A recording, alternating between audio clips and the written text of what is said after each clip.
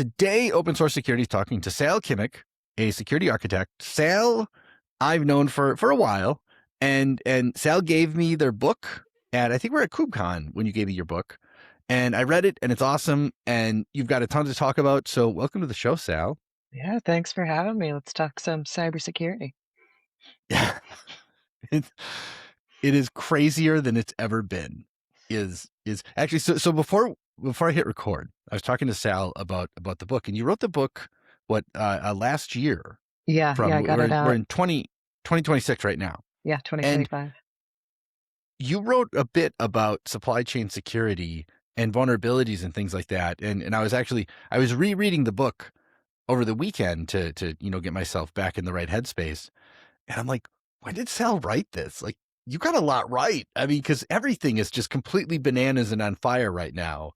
And I don't know if I'm impressed or sad. Yeah. Yeah, well, the book was really interesting because I really wanted to understand what digital isolation is at every layer, all the way down to the kernel originally. So I went out and I just talked to everybody I could. And unfortunately, when I talked to kernel maintainers, they said, Sal, the problem is actually the semiconductor supply chain. You have to write that first. And I said, whoa, this is a really deep problem.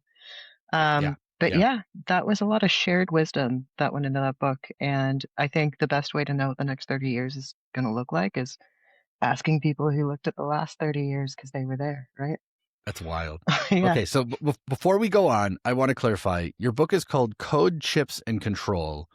And I know you're doing a ton of other work right now too, but like this one specifically, I do love this book, and it really resonated with me. So anyway, I'm sorry to interrupt. I just want to make sure I get the title. I'll put links to all this crap in the show notes for anyone listening also. Yeah, So all yeah. right, Sal, back to you. Apologies. Yeah. Well, I mean, it's such an interesting journey. And I think right now, a lot of what people are seeing in their news feeds is a lot of like application layer on fire security. And underneath that, there's a lot of really interesting security vectors. And I think as soon as security gets below your control plane, whatever that looks like for you, we try not to think about it, even though the risk is greater. So now I'm really interested in what are the solutions at lower layers that make it so that I can have confidence in my runtime, no matter what I'm building, because agentic makes that really important. Okay, I want to maybe push back on something you just said, where you talk about, Yeah. the layer of your control plane, which we all have a line we have to draw that just says everything beneath this line, thinking of our architecture as we'll use the XKCD tower maybe, Mhm. but there's a point where we can have impact on the things above our line, and there's functionally nothing we can do beneath it. And we all live our lives like this. Like the power company is a great example, where our water supply coming from wherever we get water for our homes, things like that, right? And you mentioned the things beneath the line we need to care about, but I think it's easy to say we need to care about them, but I don't know if we can. Yeah. So I think when I say care, I think what I am really interested in is there's a fundamental unblocking. There's a kind of creativity that you can get in workplaces when security has been so primary to the practice that it allows you to, right? So Sec DevOps is where I started my career, and being able to work in really, really sanitized spaces while you're building really big, expensive things is important. Now, I think worrying about observability and thinking of it as telemetry, I think the real actual problem with that is both where and what you want to look at, but also the fact that telemetry costs money. The kind of solutions that I am interested in are where would it not make sense to spend money on telemetry? And instead, where can I put a secure primitive or a deterministic gate that ensures I don't need to observe that because I've guaranteed it in some other way? That's what you get to start thinking about when when you look at chaos, wherever it's happening over a kernel. That's where it makes a lot of sense to step one layer down or two layers down and see if you can secure that threat model at the base. Okay. The thing that just popped into my head, Sal, is I don't know if you're familiar. There's a person named Wendy Nather who I've been just kind of reading her things for, it feels like decades at this point. It's been a long time.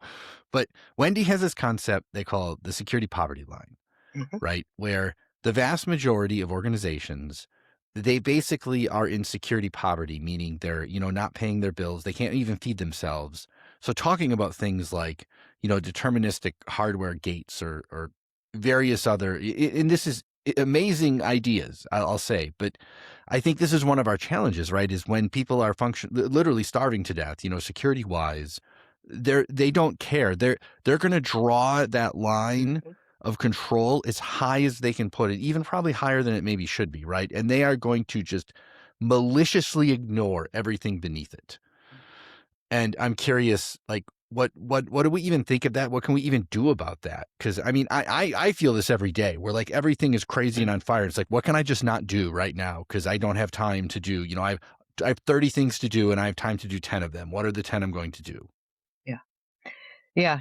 So that is the security posture of a downstream consumer, not a midstream and not an upstream, right? So you are consuming a bunch of applications, your security risk over that surface area is reasonably large and increasing, right? It is very likely that next month is going to be a harder month for you than this month was, Yes. given last month and the month before that, right? So this is a really interesting kind of existentialism that I'm seeing in this one moment. And it's one of the things that I really wanted to talk to you about, because I think in the face of that, to be so optimistic in the way that I am, I think implies that I am looking at this from the perspective of what does this do to the most massively distributed logical system in the world, the Linux kernel, in 10 years, 15 years, 30 years. Now, what happens in the Voln apocalypse is we have a couple of really bad days, weeks, months, not really. I don't know if it's many years, but yeah, a few years. It's going to be bad. What does this Yes. do? It forces the attention of the logical system down to where we can create primitives. There are many things that are problems for you today in the security space. There's a CVE that came out this week that if we put a lock on the kernel, that entire condition is erased. So we get hundreds of fewer CVEs a year just by putting that into place. The kind of solutions and the massive bloom of secure primitives that I think comes out of this is what I have waited my whole life for, and it just has to catch a little bit on fire first. Okay. You call this optimism, and now there's two sides to this discussion, because there's the optimistic future view of it's all burning down right now, but we know we can build it back better. And that is correct. But when I am inside of the fire, I don't care about what happens in 2 years. I'm like, I am burning to death. Please come help me right now. hmm hmm So when we're looking at a massive list of CVEs in our system, right? We've got our criticals, our highs, our, oh no, maybe I'll get to those anything else someday. Those are all just no. Those are completely ignored at this point. Like I'm Yeah. not even going to pretend. Like they're Nope. whatever. I don't even look at mediums and lows anymore because I'm Yeah. like I'm drowning in this other stuff. I don't care. Yeah. So I think the one thing that's most valuable there is the hygiene of your SDLC. But one thing about this is really, really important, and this is the most important lesson I ever learned from working in like security clearance skiffs. The SBOM actually is the most important part of that because and it has to be I bet cryptographically Alan attested. Friedman's ears are ringing right now. It's a thing that I did wish was not true because it's very hard to engineer well. But with those in place, you actually should be able to have a clear known boundary of the software that is in the system that you're running, right? What is the absolute blast radius of the logical surface area that you've constructed over the kernel? And do you, for everything that you cannot mitigate over that, have additional controls in place, right? So the shift here is going to be for downstream consumers that have been doing vulnerabilities reactively to now have to build or bust, but what you have to build is a threat model that's sincere, and you have to be predictive and thinking about the ways to secure your system. Now, when you start thinking about the threat model, you get better at not doing just in time patches, but engineering around conditions that put you at risk. Our ability to understand that, build that, and communicate that is what's coming out of this. And I think that's really cool. I will not disagree with that. And you are absolutely correct that we have not approached, I'll call it patch management, but it's not really patch management. I think just calling it SDLC in general makes more sense. But yes, engineering, kind of dealing with vulnerabilities into the process versus I'm just going to patch it and ignore it. Yeah. Now, there are many people that are currently claiming the solution is to just upgrade all your open source, turn on your 7-day cooldowns, whatever that we want for, and just upgrade it all and who cares? And then you don't have to worry about it. So what do we say? Are those people right? Or is that a different solution to something else? Yeah, no, they are right if that is what your compliance request of you in a way. Are you Yes. secure? No, no, not likely. Um, and what I've really seen around like the vulnerability expansion over the years, I think the dimension that it impacts the most in the workplace is time, right? So I've seen vulnerability management go from being what it felt like 10 years ago to feeling like, why am I doing cybersecurity instead of SRE if I never wanted to be on pager duty again? Right? Because the time and required like security uptime and compliance now is really, really converging. And also, that's something to note everywhere around the world. Around vulnerability management, they're asking shorter and shorter time frames. So I don't really care where you are or what your compliance is right now. It's probably going to be a requested shorter timeline moving forward, right? So you need to have immediacy in the effect. Now, when we're dealing with software vulnerabilities in a company, I like to remind software engineers that you can also take examples from literally everything that has ever existed before. Don't isolate it to thinking that software is the only way to think about solving a problem. One of the things that I Yeah, always yeah. like to think about, like, so early in my career, I was doing signal processing, got to use supercomputers all the time. It took me to National Institutes of Health. Now, at NIH, I was in Building 10. I was on the basement because I was doing fMRIs, so I was underground. But every layer above me for 7 stories represents one layer of the body system. And you get to talk cross about the research that you're doing. And I like to look at the security that way.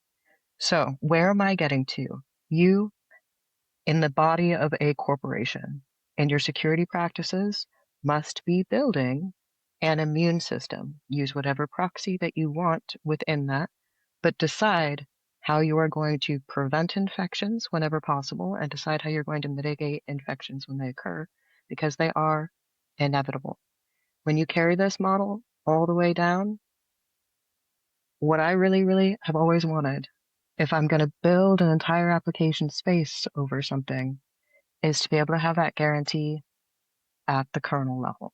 That only what needs to be there is there when it needs to be there, and it can only be used at the right time. Same way a surgeon has their operating room set up, right? That should be the expectation. I want only the tool for the thing at the moment in the time. Now, looking at what your security posture could look like in 2 years. Yes, I want you to log it down all the way to the kernel. Is that an extreme request for you right now? No, because you want to do that against your OPA policies. If you're running Kubernetes, there, that is a top to bottom from policy to the kernel, actual full mitigation. That's where we can remove hundreds of vulnerabilities from our high, moderate, critical list, right? They all literally do not come in because they're no longer possible for your architecture. Think about it that way, and maybe also do a little bit of meditation because the next few months are still going to be hard. Oh, okay. Let me see if I'm understanding what you just said correctly, because I think there's a couple important pieces in your description. So I want to go all the way back to when we were talking about zero vulnerabilities and patching very quickly and things like that. And I think you mentioned it's not security, but I feel like whether you're mitigating through controls or patching quickly, they're both part of an SDLC program, Yeah. right? It's not like one replaces the other, which I do think is part of the discussion right now. Like the public discourse is very just patch it and you're done. Whereas that's obviously a ridiculous place to be. And obviously patching everything all the time is sometimes just not realistic. I mean, you mentioned you're in NIH. I mean, I know people who've worked in hospitals that were like, we put the MRI on its own network and told people they can't scan the network because the MRI crashes and then maybe we'll kill someone. Like Yeah. that's terrifying, Yeah. But then you're talking about, you mentioned, health and surgeons, and I'll pick on this maybe because I'm of a certain age that there used to be a thing called exploratory surgery when I was young, where they would just like, well, you're really sick and we don't know what's wrong, so we're just going to cut a big hole in you and look around. And that feels a little bit like kind of what security is today. We're like, now we look at surgery and they're like, we're going to insert this thing the size of a pencil into you, and then it's going to do a bunch of things, and we're going to take it out. And like the only thing on your body is going to be this teeny little hole. Versus I feel like a lot of IT and security today is like, well, we're just going to cut a giant hole in this thing and it'll probably be fine. You know what I mean? Like it feels very apt in your analogy. Yeah. Yeah. Well, I think one of the things that really bothers me is for about 3 years, every company I've ever worked with, I try to like one of our goals and our targets that I try to get us to keep is like once we can get vulnerabilities down, can we get 20% time back for research? Ah, Do you want to know how many times I've been successful in oh, getting our it's zero. vulnerability? Yeah. Yeah. What You you want a just said whole is you day can back? fire 20% of the staff, Sal. Yeah. Yeah, exactly. Yeah. But what that would do is allow you to get into a more preventative state. It also is a very good tactic for retention, right? Which I Oh think is really man. Yeah. important. I think what people don't realize is that the newer a person is to the architecture that they have as cybersecurity incident over, the longer that incident will take to mitigate. So high turnover Oh yeah. in a company is the thing that makes your mean time to remediation fail. So try to keep them around, give them some time to think.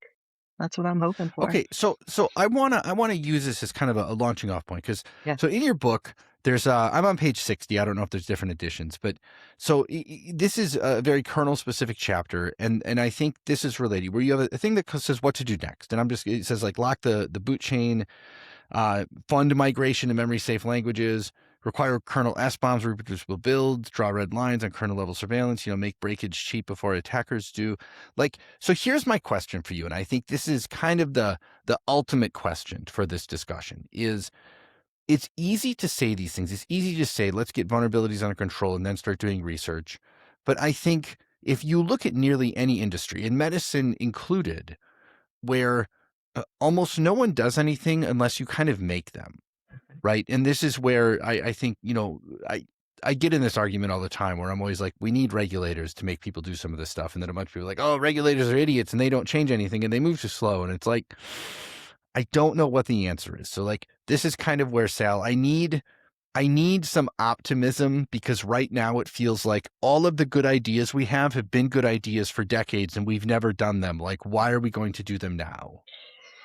Yeah. Well, before this call, you asked me how I get people to care, and I told you you would not like the answer. Here's my answer. The All right, let's answer hear it. is have regulated clients.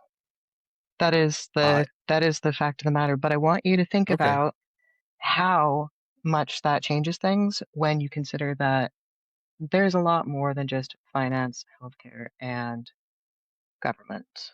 But it's tricky. So if we're really talking about the book, like what the person that I wrote it for is really, really specific. At the end of the day, I probably wrote it for a head of security at a tribal nation or a chief that wants to read it so that they can be informed about their positionality. That is my target audience. Why? Because A, that's a world that I live in, but number there's like two other really, really good reasons.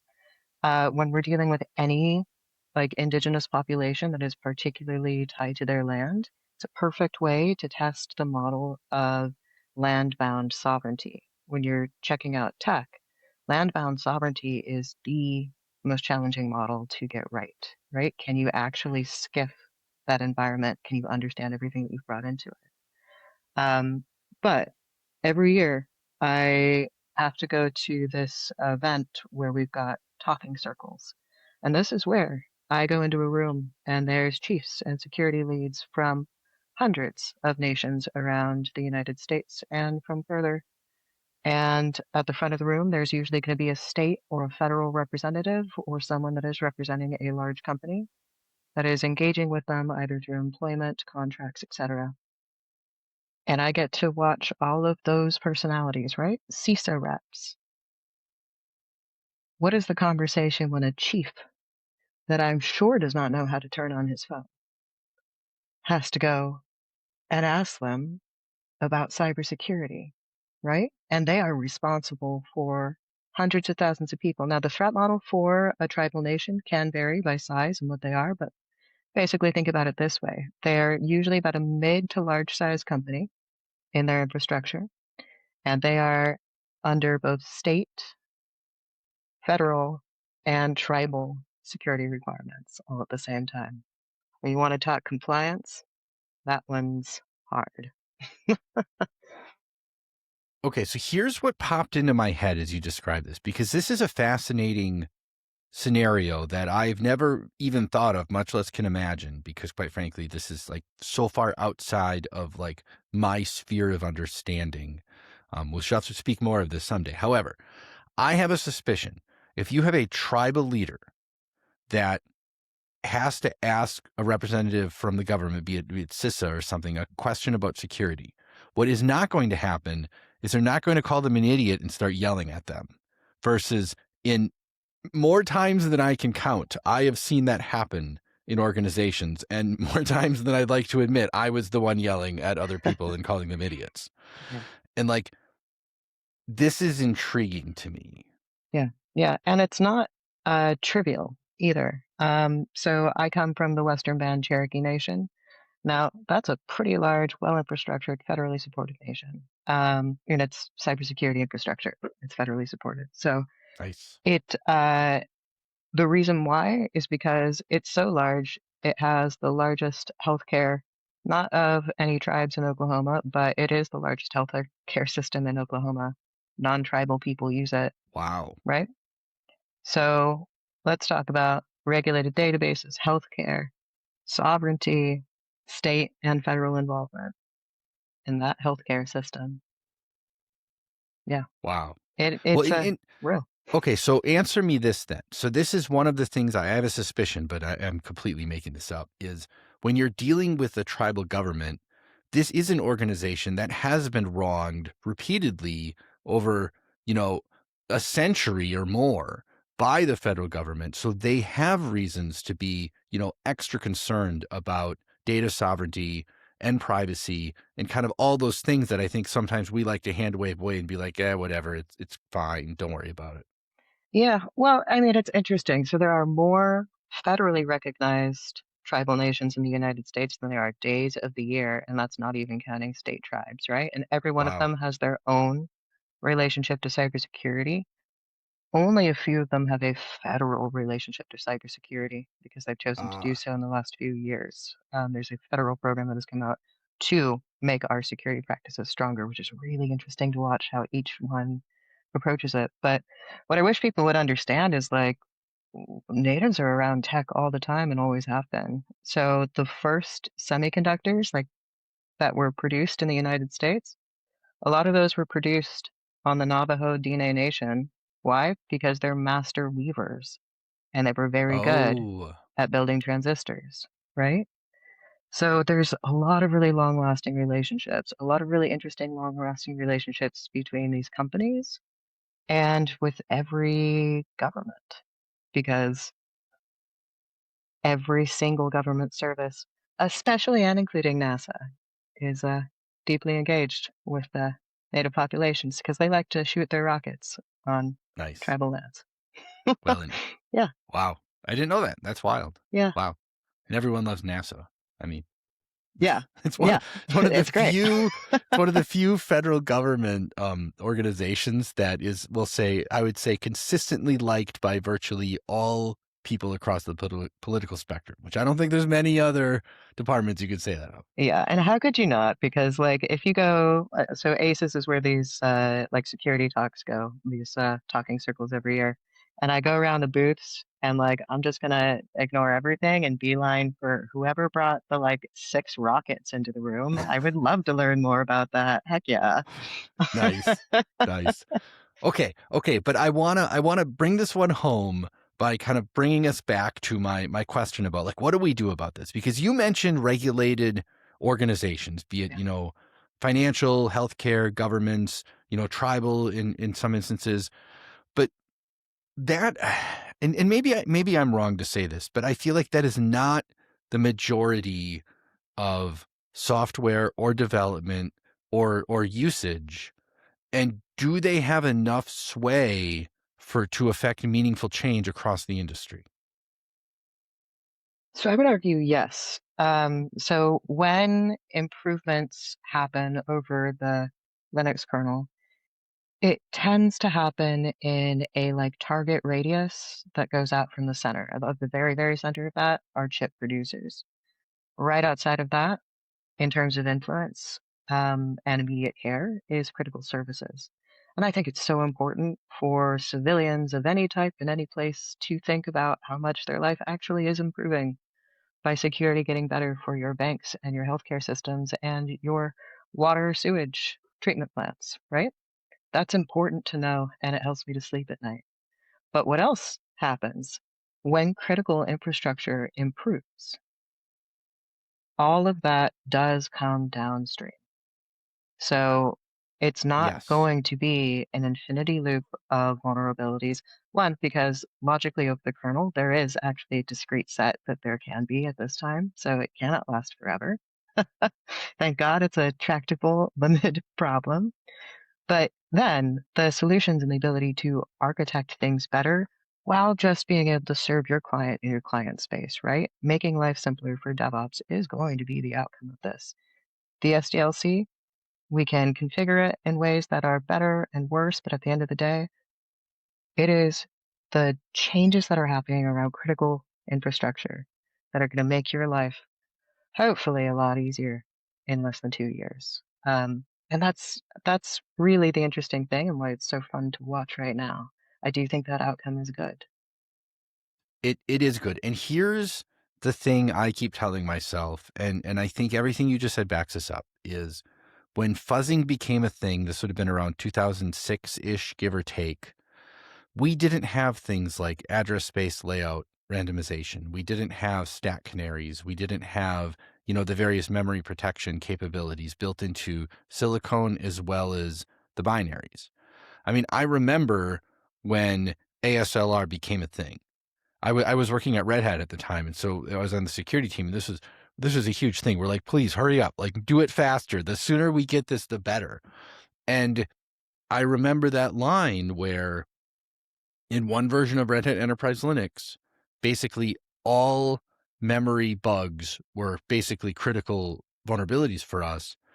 And once you pass that, we'd rank them to important, generally speaking, because now we had, ASLR and mprotect and stack canaries and all of these things. But now the other thing I also remember is it it was hard and it took time. But I do think you're correct that a lot of the regulated industries, the banks, the governments, they were pushing for this stuff.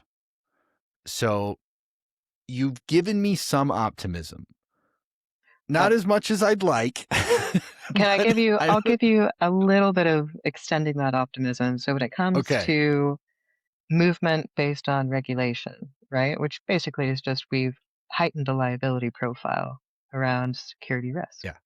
So that is really interesting to watch for now over conditions not traditionally regulated because of the EU CRA Act. That is so interesting. Yeah. That is a massive expansion of regulatory pressure. I think most importantly because it is extraterritorial. It is not exclusively applied to the EU. It's applied to anything that gets consumed by it. Um, Yeah. that that is the regulatory pressure that you might be looking for. I I'm being cautiously optimistic about the CRA because I want it to work because you're right. I think if the CRA has enough teeth and it's taken seriously, I think it could be a huge deal. But I also look at like GDPR, and I won't say it's been ineffective, but it definitely hasn't lived up to, I think, some of what the hype maybe was or what we'd hoped it could be. Yeah, And that is, I want to believe, right? That's kind of that's where I am on this. yeah, yeah, yeah. I think changing again, right? Changing people's behavior and getting them to care. I think adoption on CRA is going to be somewhat challenging. It's going to take people longer than the current deadline. Oh And yeah, then I think people are going to get much quicker and effective at implementing as soon as there's a major monetary consequence that's realized in the news. I think that's the full play for the yeah, CRA. Make it painful for one or two large cases and make it a norm for security expectations if you have a consumed product. Yeah. yeah, Do we yeah. get that right? Do we communicate that well in advance? I don't know. That's for this moment to find out. Oh, I know. I'm impatient, Sal. I don't want to wait for these things. Like I want security now. Yeah. Yeah. Yeah. Yeah. I would love to be a feature Oh, engineer and go have fun again, but I can't because I'm terrified. So, it. I don't. Yeah, I don't know. I don't know if I'd want to do that right now because yeah. it's wild. All right. Let's land this plane, Sal. What do you want us to know? What should we do next? All right. What I want you to know, I think the Vuln apocalypse is a moment in time. Take a deep breath, and I do think things are going to get better. So, hold up and be strong. But on the other side of that, yeah, if you are not in security but happen to work with that team, take a second to go and check in with them and see if there's any better way that you can support, particularly communication across your company right now. They are pivotal to your business running effectively, and they have to run effective to do that. So talk with them. Companies have to provide a different level of support to security teams now in order for security teams to support the company. Please be very respectful of that and also tell them thank you. And Yeah, say that to your SRE team as well. But for this month, it's your cybersecurity team that needs a little gratitude. indeed, indeed. Awesome. This has been amazing, Sal. Thank you so much. Like I have learned an incredible amount, and I love the fact that I always learn something completely unexpected in these discussions. And like the things you explained about tribal security is fascinating. I honestly, do me a favor, and I'll put this for anyone listening, but I'll put it in the show notes. Like send me some links to some of this stuff because I would love to learn more about that whole tribal dynamic, Oh especially yeah, around security. I gave a talk on it for OSI. I'll give y'all a link. Perfect. Yes, absolutely. I can't wait to watch it. Yeah, So awesome. Sal, thank you so much. This has been an absolute treat. I really, really appreciate it. pleasure.